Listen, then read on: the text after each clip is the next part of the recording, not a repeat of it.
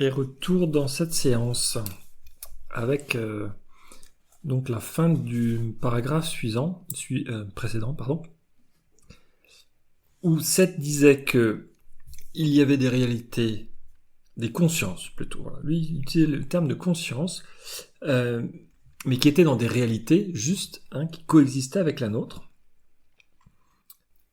Nous ne les percevons pas, et normalement ils ne nous perçoivent pas, c'est ce qu'il disait.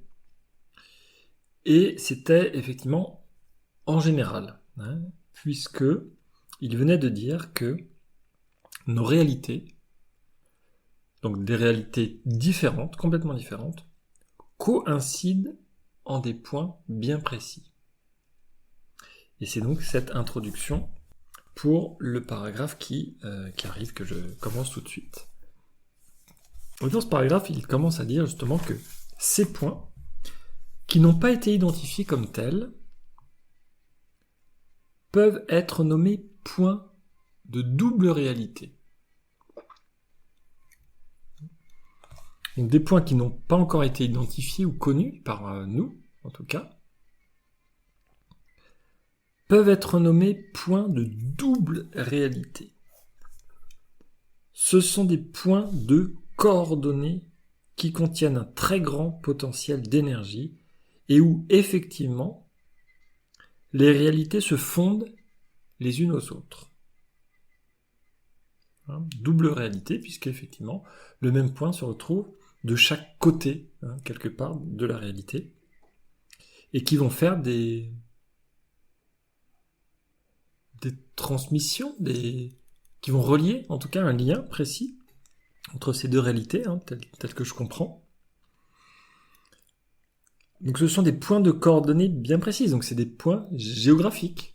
On peut les identifier, x, y, z exactement, ou bien longitude, latitude, altitude, à l'échelle de la planète par exemple. Et ces points, nous dit-il, contiennent un très grand potentiel d'énergie.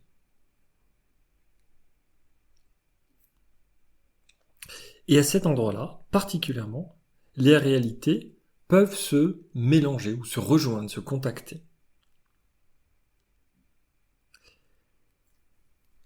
Et il nous dit qu'il existe des points de coordonnées principaux, mathématiquement purs, et il a demandé à Robert de souligner pur, donc je ne sais pas exactement ce qu'il entend par là, mais voilà, un mathématicien doit pouvoir voir que ces coordonnées-là, je sais pas, d'une certaine manière, mathématiquement pures, moi je vois pas exactement ce qu'il y a derrière. Bon, là aussi ça peut faire partie de mes questions. Voilà. Une autre possibilité serait donc de discuter avec un chercheur en mathématiques aussi, éventuellement. Et ces points donc de coordonnées principaux sont des sources fantastiques d'énergie. Alors il dit de fantastique énergie. Donc, il y a des points de coordonnées principaux, mathématiquement purs, source de fantastique énergie, et de très nombreux points subordonnés.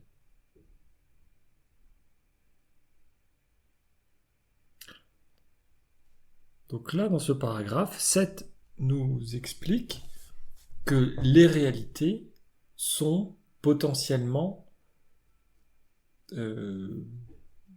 connectées les unes aux autres.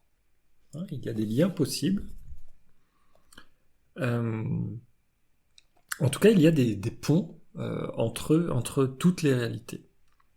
Alors là, c'est moi qui interprète. En tout cas, les réalités deux par deux, c'est au moins ça qu'il dit, puisqu'il parle de double réalité. Il y aurait donc des liens, des connexions entre deux réalités particulières. Et donc, ce qu'il nous dit d'autre, et là, c'est quand même aussi, donc, il rajoute quand même qu'il y a un grand potentiel d'énergie dans ces points particuliers. Donc là, c'est voilà aussi une information particulière, très précise. Et il pose aussi le fait qu'il y a des points principaux, a priori assez peu, et des points subordonnés, et là, il y en a beaucoup. Donc ça, c'était, voilà, c'est ce paragraphe-là. Suite à ça, il y a une longue pause.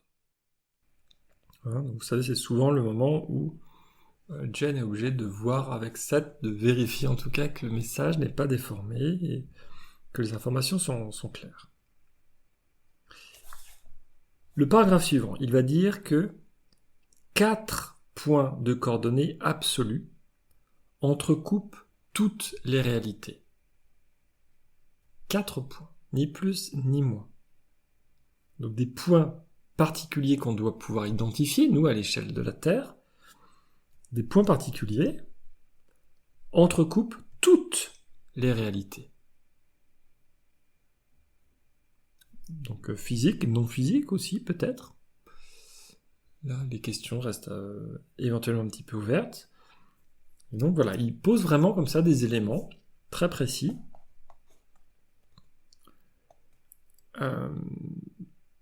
Et donc, ces points-là, effectivement, on imagine c'est des choses assez extraordinaires. Déjà, s'il n'y en a que 4, il a déjà parlé d'un très grand potentiel d'énergie, et c'est des liens d'une réalité à l'autre. Donc c'est vrai que ça fait un petit peu rêver quand on imagine ça. Enfin, on peut tout de suite faire un scénario de film. D'ailleurs, il y a peut-être des films qui sont un peu basés là-dessus, quoi. Des liens, des zones particulières qui servent de pont d'une réalité à l'autre. Alors, est-ce qu'on peut percevoir les trous noirs comme étant justement des zones qui aspirent et donc qui peuvent être ces points-là? Bon, là, je sais pas. C'est vraiment une question très, très ouverte.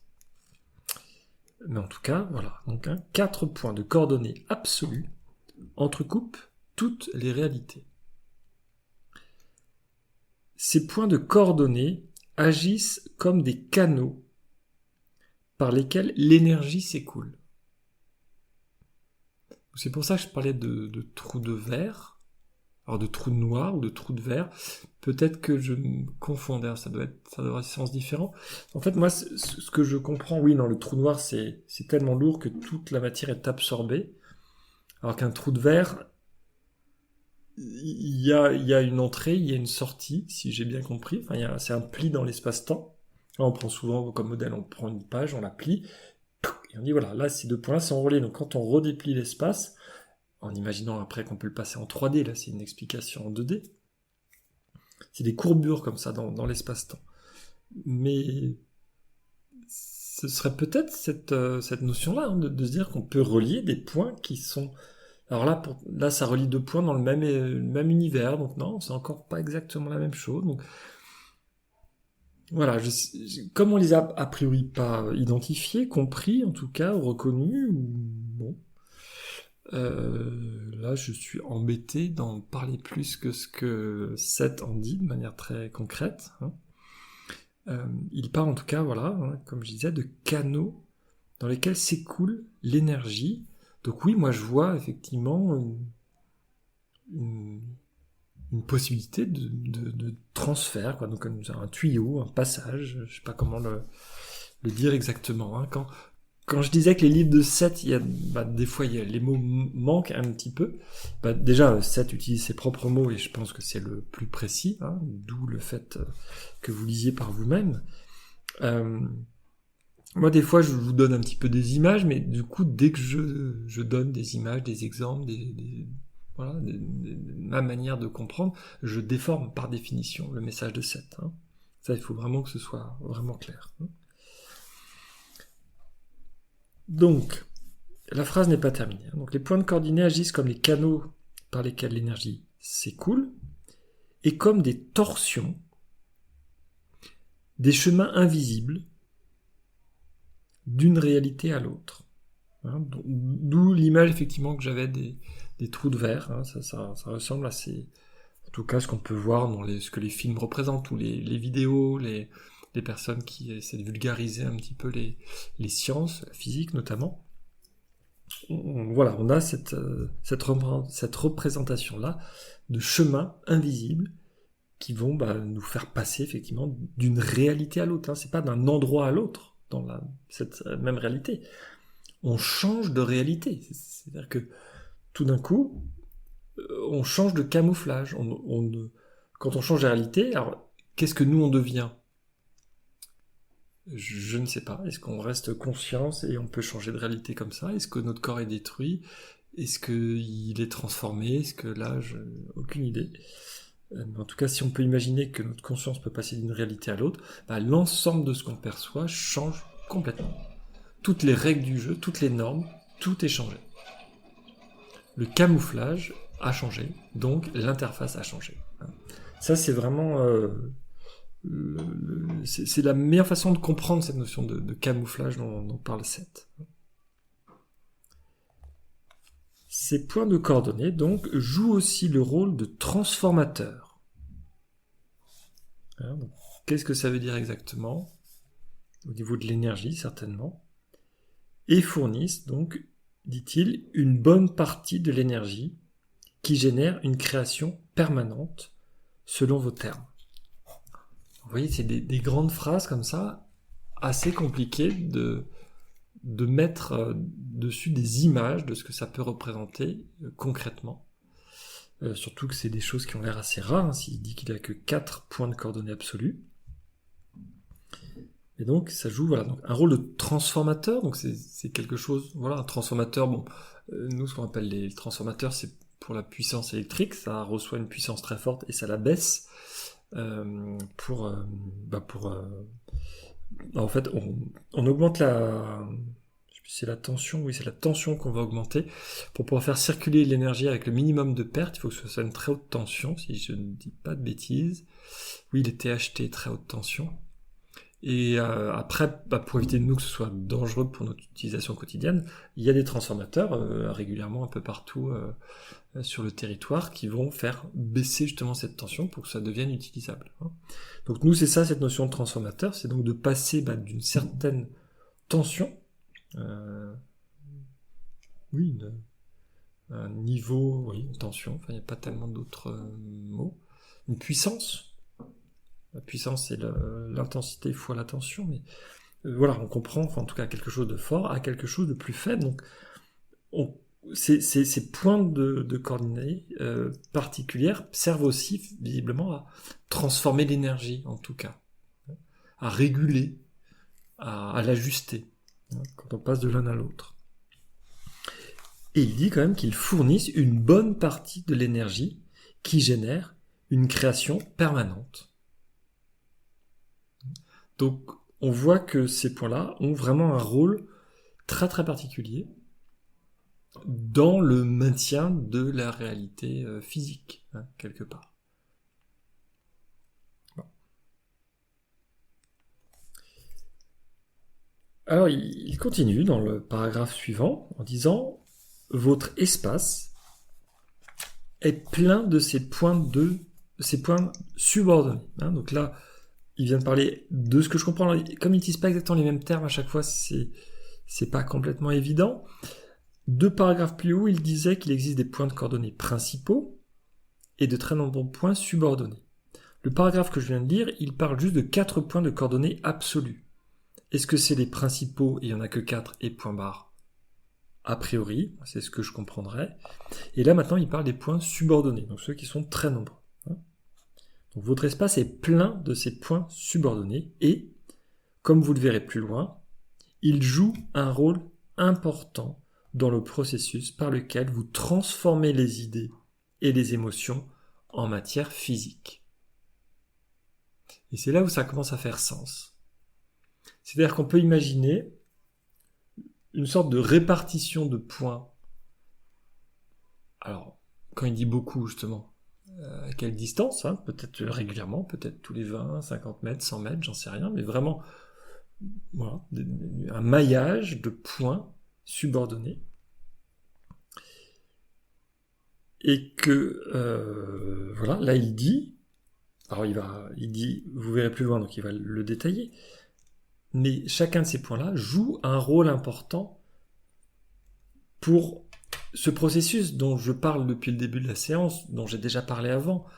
Seth nous dit que nous créons notre réalité, tout ce que nous voyons autour de nous, nous le créons, eh bien, ça vient déjà de la conscience au départ. La conscience va créer des idées, des émotions, et ce sont ces énergies-là, quelque part, avec mes mots à moi, Et grâce à ces points répartis partout dans la réalité physique, que nos idées peuvent devenir physiques, peuvent se matérialiser. Donc c'est effectivement, il utilise le terme de transformation ou de transformateur, sans doute que les idées vont donc passer par ces points-là pour surgir sous forme de matière. Voilà, ça peut être une représentation, en tout cas, une première représentation, en tout cas, qu'on peut avoir par rapport à ce que Seth vient de dire. Voilà, que ces points subordonnés jouent un rôle important dans le processus par lequel vous transformez les idées et les émotions en matière physique. La loi de matérialisation. À chaque fois, continue-t-il, qu'une pensée ou une émotion atteint une certaine intensité. Donc là, cette fois-ci, c'est pas une tension, c'est une intensité, mais on voit que c'est un mot qu'il a déjà utilisé plusieurs fois et qui serait la représentation, peut-être, comment dire. En tout cas, l'intensité, c'est le déclencheur. C'est-à-dire, c'est quelque chose qui peut être lié au temps. C'est-à-dire que si on a une idée très forte, soit c'est très condensé dans le temps, et c'est vraiment un pic, quelque chose, une émotion très très forte, et ça peut déclencher quelque chose physique, donc qui va prendre l'apparence d'événements qu'on va dire, oui, c'est du hasard, ou etc., enfin des phénomènes qui vont apparaître, car c'est juste l'application physique, concrète, de notre idée, au départ. Soit c'est quelque chose de plus diffus, mais auquel on pense régulièrement. Et c'est cette sorte d'intensité cumulée qui va créer petit à petit quelque chose. Et que de manière très concrète, si on dit par exemple, voilà, ce livre, c'est ce que Seth disait dans le début de la séance, j'en ai parlé, il disait que ce livre, il a été fabriqué. Et ben oui, il a été fabriqué par plusieurs personnes qui ont chacun mis une certaine intensité, donc un certain temps, une certaine énergie de leur part, pour faire différentes étapes, pour arriver à la création du livre. Donc ça, c'est juste la résultante concrète physique, l'apparence que prend les événements dans notre réalité physique. Donc nous, on dit simplement, oui, je l'ai fait, je l'ai fabriqué avec mes mains. Mais en fait, il y a une idée au départ, il y a un concept qui va prendre forme, que l'on va mettre en place, parce qu'on y met une intention, et donc une intensité qui va se cumuler. C'est en tout cas comme ça que je peux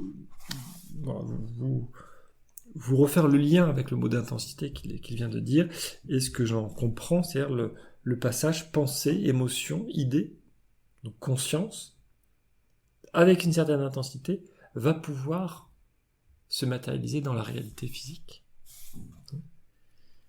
Donc avec les mots de Seth, ça fait, à chaque fois qu'une pensée ou une émotion atteint une certaine intensité, elle attire la puissance de l'un de ces points subordonnés, dont on vient de parler, qui sont répartis partout, qui lui confère une charge importante. Elle s'en trouve en quelque sorte magnifiée, mais pas en ce qui concerne la taille. Alors on va reprendre tranquillement. Donc, il faut qu'une pensée ou qu'une émotion atteigne un certain niveau d'intensité. Ça, je pense que c'est très clair. À ce moment-là, il y a effectivement un lien, il dit que cette idée attire la puissance de l'un de ces points subordonnés. Donc il y a un échange, il y a un contact particulier qui se fait entre l'idée, qui n'est pas forcément localisée exactement dans l'espace. On peut penser que c'est justement lié uniquement à notre cerveau et que ça ne quitte pas notre cerveau. Je pense que Seth a déjà expliqué, si on comprend les théories qu'il explique au début, que la conscience est plutôt au contraire présente un petit peu partout. Donc les idées, quelque part, elles sont présentes. Voilà, elles sont là, elles sont présentes. Et là, il dit que s'il y a une intensité suffisante, quelque part, je retraduis à ma manière, eh bien, le lien qui va se passer avec un point subordonné quelque part autour, eh ben, ça va permettre que cette idée soit, donc il dit magnifiée, donc elle va se transformer. Hein. Donc pas en termes de taille, toujours en termes d'intensité, mais il y a une certaine transformation, en tout cas, qui s'accomplit. Et le lien se fait avec ces points répartis partout. Voilà. À ce niveau-là, c'est en tout cas ce qu'on peut comprendre de ce que Seth est en train d'expliquer, vous voyez, paragraphe par paragraphe. Dans le paragraphe suivant, justement, il dit que ces points, donc pour moi c'est toujours uniquement les points subordonnés, hein, il me semble, font irruption dans ce que vous appelez le temps ou l'espace. Il existe donc certains points dans le temps et dans l'espace, une fois de plus, selon vos termes, qui sont plus conducteurs que d'autres. Donc ils n'ont pas tous le même rôle, il y a des points particuliers, soit dans le temps, c'est-à-dire que ça va évoluer dans le temps, il y a certains moments, certains points vont avoir un rôle particulier supplémentaire, enfin, oui, ils ont un rôle particulier, oui, c'est compliqué de le dire autrement, donc ils vont avoir en tout cas des caractéristiques, des particularités, et puis aussi il y a une répartition dans l'espace, donc il y a des points à certains endroits qui vont spontanément être plus forts, hein, puisque là il disait aussi avant qu'il y en avait 4 qui étaient vraiment des points de coordonnées absolus mais qui sont principaux. Eh bien les autres ils ont donc des rôles différents selon où on se trouve. Hein. Et donc il existe certains points qui sont plus conducteurs que d'autres. Voilà, c'est ça les caractéristiques. J'oubliais le mot de Seth. Hein. Plus conducteur. C'est-à-dire que moi, ce que je comprends, c'est que l'idée qui arrive peut plus facilement traverser et donc être transformée à travers ces points-là. Et il continue donc cette phrase en disant « Si bien que les idées, aussi bien que la matière, y sont plus fortement chargées. » Bon, ça décrit assez bien un petit peu cette image qu'on peut avoir. Effectivement, si on parle d'énergie, une intensité d'énergie, si on peut parler d'énergie pour une émotion, une idée, bon, admettons. Il y a quelque chose ponctuellement qui va être suffisamment conducteur pour que l'idée, quand elle a atteint un certain niveau d'intensité, puisse passer à travers certains points. Et c'est ça qui va rentrer dans la matière physique. Hein. C'est ça qui va faire le lien avec la matière physique. Et il conclut la fin de ce paragraphe en disant « Dans la pratique, cela signifie que les constructions y durent plus longtemps. Et, dans votre contexte, que les idées liées à la forme, y sont relativement éternelles. » Donc pour moi, c'est des idées liées à la forme. Non, j'ai pas forcément d'explication. Que les idées liées à la forme, y sont relativement éternelles.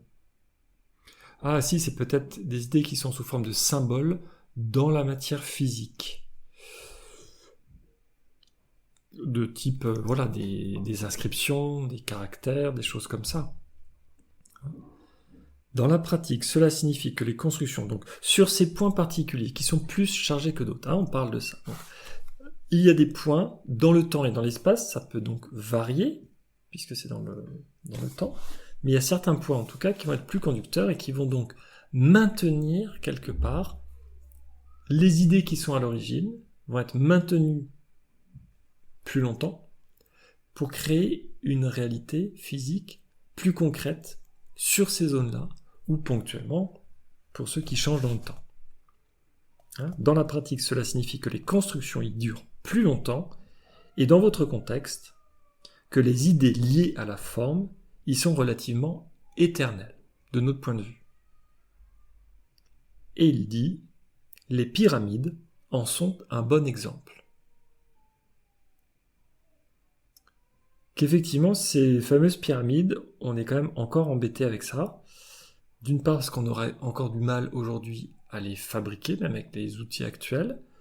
Si je me souviens bien, le sommet, alors là c'est peut-être la plus grande pyramide en Égypte, qui est la plus connue, le sommet de cette pyramide, je crois qu'il est à 6 mm de l'emplacement exact qu'il devrait être si la pyramide était exactement la forme parfaite de la pyramide, sachant qu'en plus les bords ne sont pas complètement plats, ils sont légèrement creux. Les bords, les 4 bords de la pyramide sont légèrement creusés, c'est-à-dire il y a un axe, je crois, dans le sens vertical, qui fait que c'est légèrement incurvé, enfin c'est pas incurvé, c'est un angle, un léger angle, légèrement creusé vers l'intérieur, donc ça forme plutôt une sorte d'étoile. Alors ça se voit quasiment pas, vu de haut, on voit quasiment un carré, vu de haut.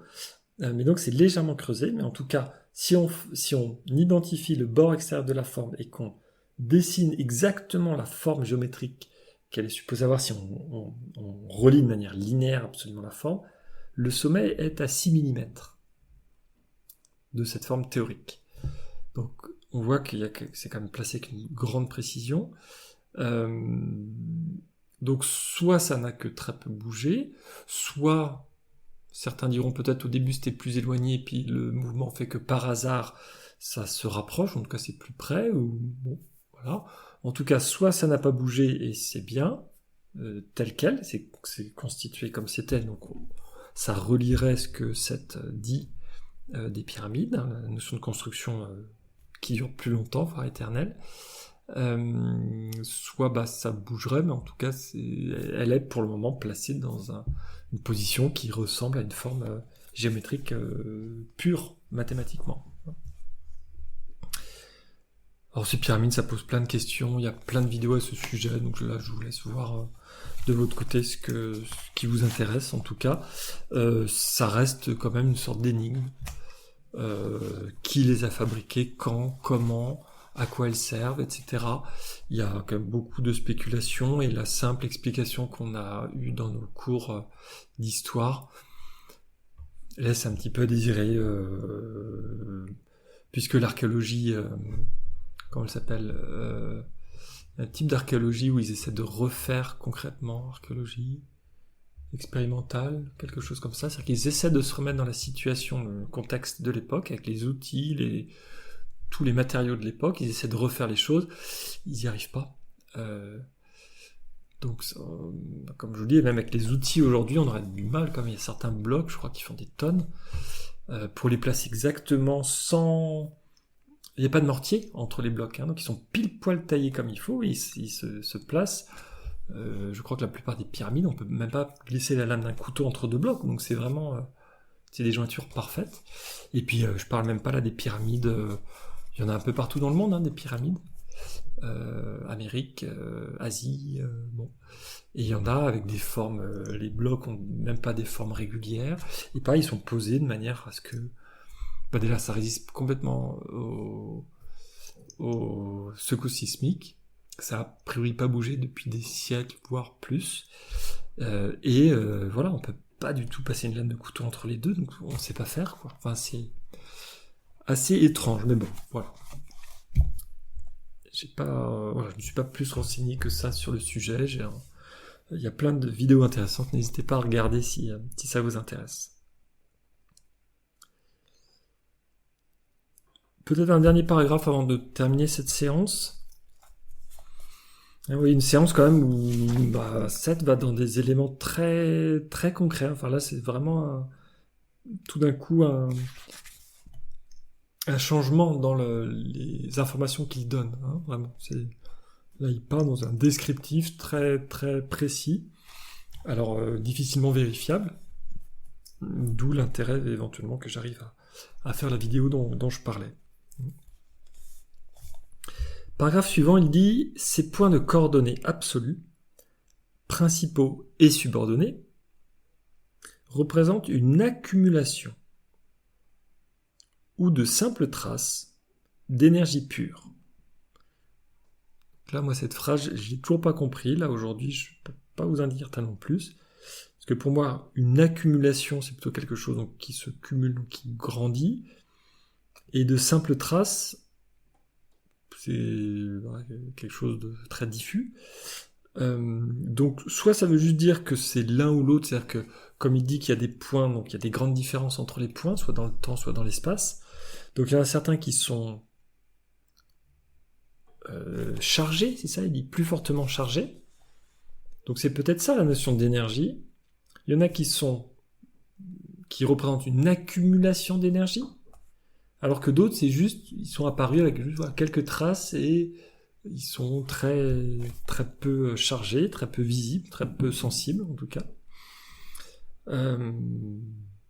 Mais en tout cas, ça vient d'une énergie pure, quoi, au départ. Voilà. C'est l'énergie qui...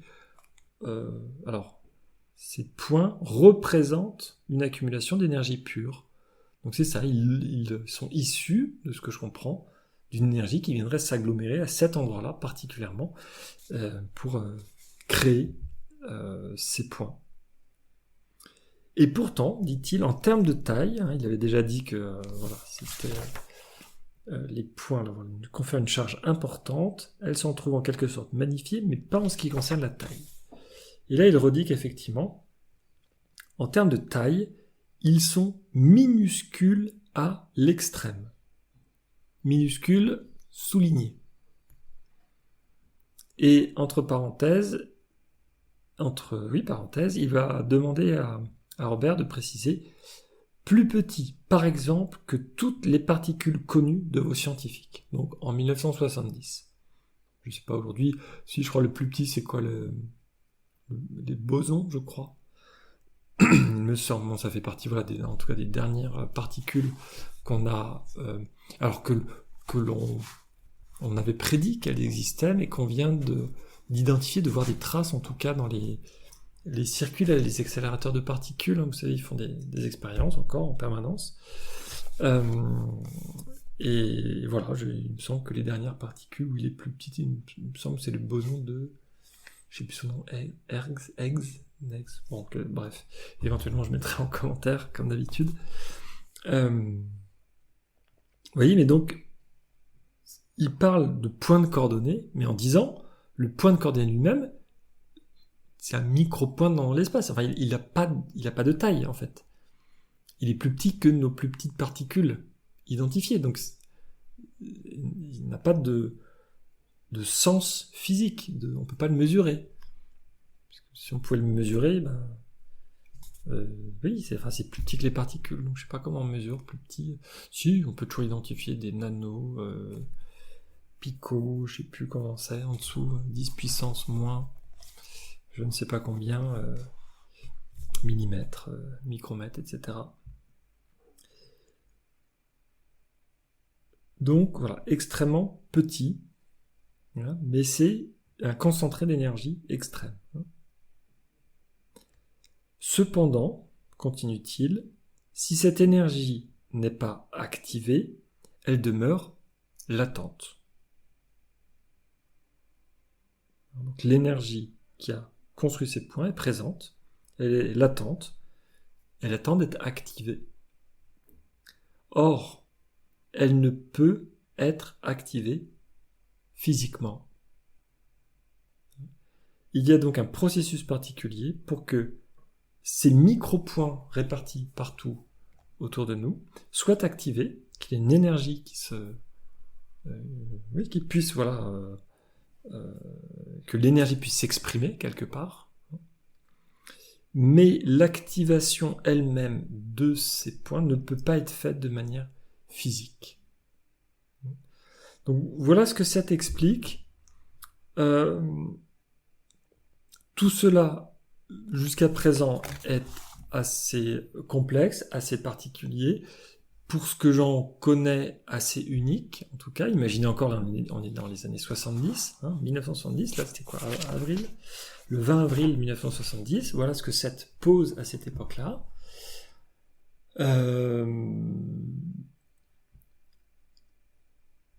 Avec derrière le principe fondamental que ces micro-points répartis partout sont une sorte de porte d'entrée de la matière physique. C'est-à-dire que c'est l'endroit où les idées, la conscience, devient concrètement physique, comme si elle était tout d'un coup projetée à partir de ces points-là, et que quand on parle de camouflage de cette réalité, c'est justement, ce serait à partir de ces points que quelque chose viendrait concrètement se mettre en place dans cette réalité physique qui est la nôtre.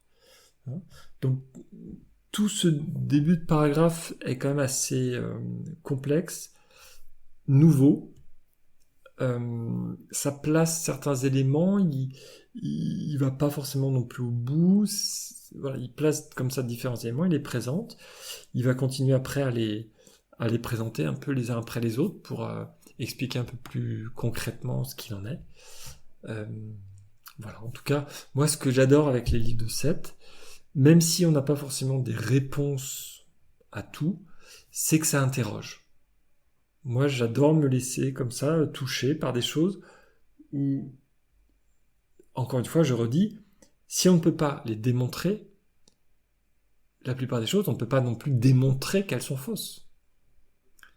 Donc, peu importe la teneur du message, ce message, pour le moment, je ne vois pas de quelle manière il a pu être démontré qu'il était faux.